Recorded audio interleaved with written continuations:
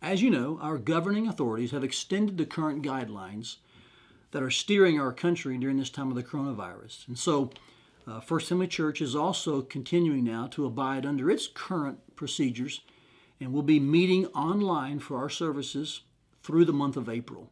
This extends as well to our small groups. It extends to how our building's used.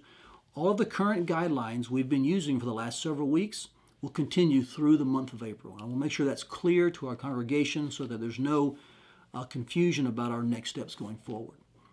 I also want there to be no confusion about our continued posture in this time. We've brought to you two words that we feel are really important in this time.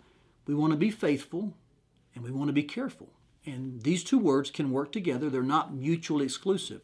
So I want to encourage you, First Family, continue to be faithful and careful in meeting together regularly at your home, at your designated service time, also with your small group, in your giving, in your connecting, in your serving, in your growing. All of these are areas in which we must be faithful and we must be careful.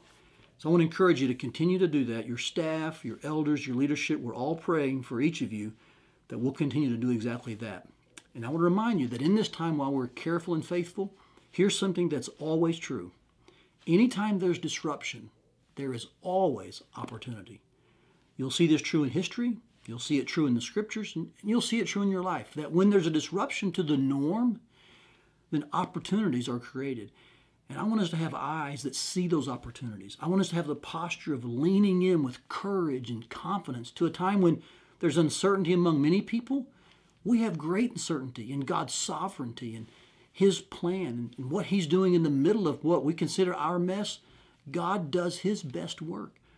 In fact, we'll be unveiling some new things during this next 30 days that we think will help you continue to be faithful and careful in your celebrating, in your growing, and in your serving. So keep your eyes and ears open, okay, First Family?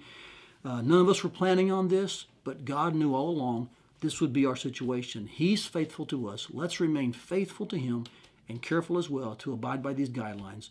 I trust you will. Know that you're prayed for and you're loved and appreciated.